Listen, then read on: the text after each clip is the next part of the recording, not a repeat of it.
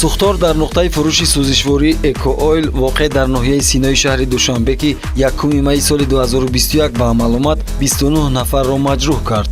ин ва ба ин монанд ҳодисаҳо ҳамеша ва ҳамаҷониба омода будани моро дар ҳар ҳолати фавқулода ҳушдор медиҳад.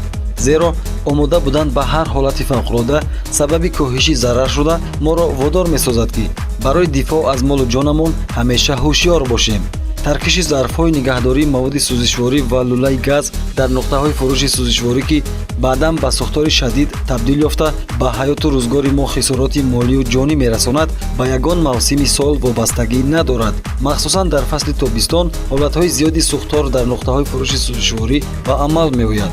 ҳарчанд масъулини сохторҳои оташнишонӣ, ҳолатҳои фавқулода, ёрии таъҷилии тиббӣ дар якҷоягӣ бо намояндагони нуқтаҳои фурӯши сӯзишворӣ дар асоси нақша чорабиниҳои корӣ бо ҷалби мутахассисон пайваста машқҳои тактикӣ мегузаронанд, вале ҳолати фавқулода аз ҷумла таркишу сӯхтор қаблан касеро аз вуқӯи худ хабар намедиҳад.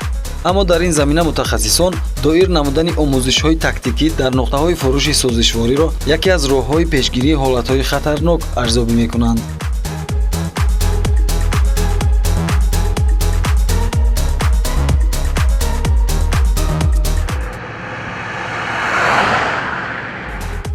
дар нуқтаи фурӯши сӯзишворӣ рақами 14 шаҳри Ҳисор машғулияти тактикӣ гузаронида шуд.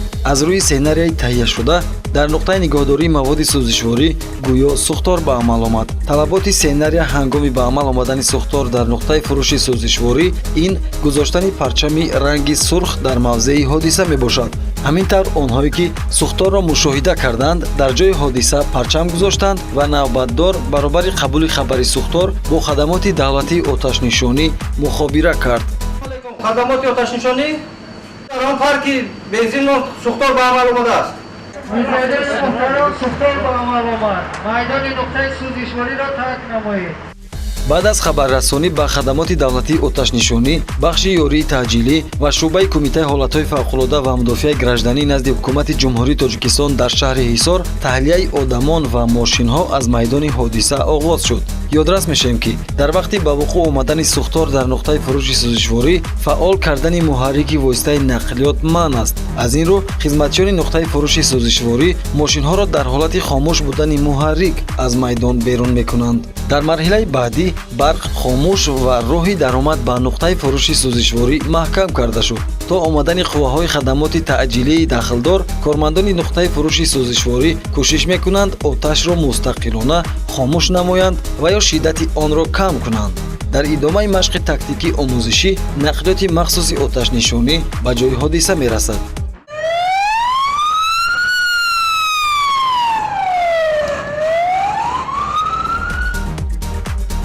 дар назди ҳар нуқтаи фурӯши сӯзишворӣ қубурҳои обтаъминкунӣ ва обанборҳо барои хомӯш кардани сӯхтор пешбинӣ шудааст, ки мавҷудияти он дар вақти фаъолият ҳатмӣ мебошад.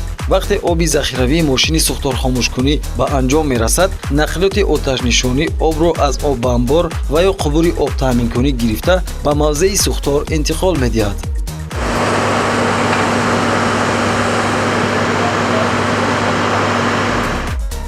дар натиҷаи талошу заҳматҳои дастаҷамъона сӯхтори шартӣ дар нуқтаи фурӯши сӯзишворӣ хомӯш карда шуд. дар идомаи машқи тактикӣ мутахассисони шуъбаи кумитаи ҳолатҳои фавқулода ва мудофиаи гражданӣ назди ҳукумати ҷумҳурии Тоҷикистон дар шаҳри Ҳисор ва бахши ёрии таъҷилии тиббӣ пайи ҳам ба ҷои ҳодиса расиданд. хотиррасон мекунем, ки сӯхтор чанд нафар хизматчиёни нуқтаи фурӯши сӯзишвориро маҷрӯҳ кард. хизматчиёни нуқтаи фурӯши сӯзишворӣ дар ҷараёни машқи тактикӣ кӯшиш мекарданд ҳолати воқеии ҳодисаро эҳсос кунанд.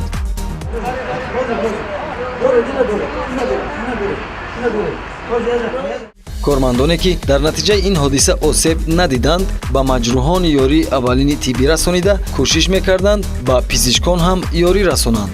аз рӯи тартиби сценарияи шартии машқи тактикӣ, нафароне ки дар натиҷаи сар задани сӯхтор дар нуқтаи фурӯши сӯзишворӣ ҷароҳати вазнини ҷисмонӣ бардоштанд, бо мошини ёрии таъҷилии тиббӣ ба беморхона интиқол дода шуданд.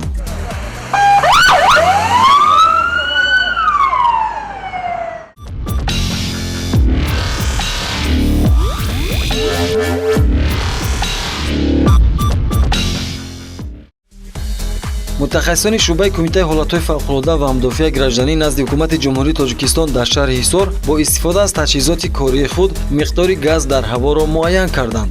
миқдори гази пропан дар ҳаво агар аз 9% зиёд бошад, он гоҳ атроф хатарнок эълон карда мешавад. бо муайян кардани миқдори ками газ дар ҳаво инҷо минтақаи бехавф дониста шуд.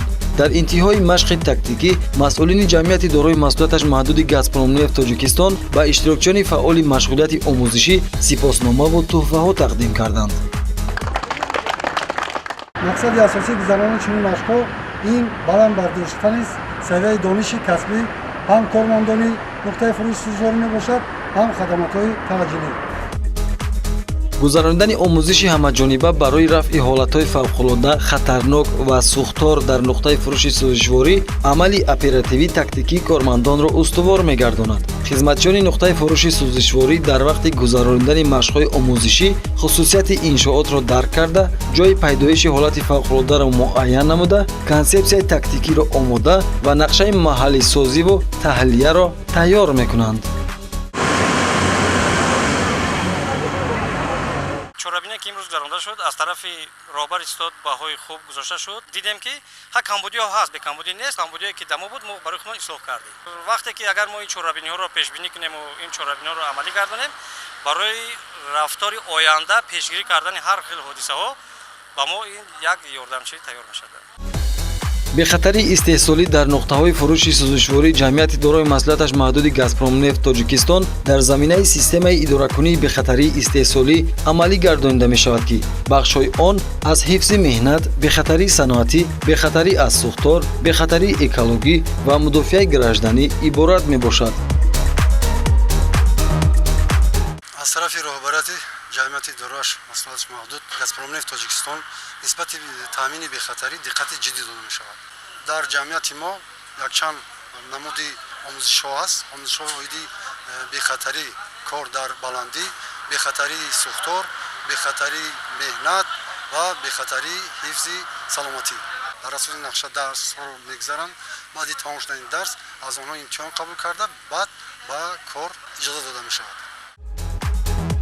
дар ин замина ёдрас мекунем ки ҷамъияти дорои масъулияташ маҳдуди «Газпромнефт Тоҷикистон» ҳамасола барои таъмини бехатарии истеҳсолӣ зиёда аз 6 миллион сомонӣ маблағ сарф мекунад.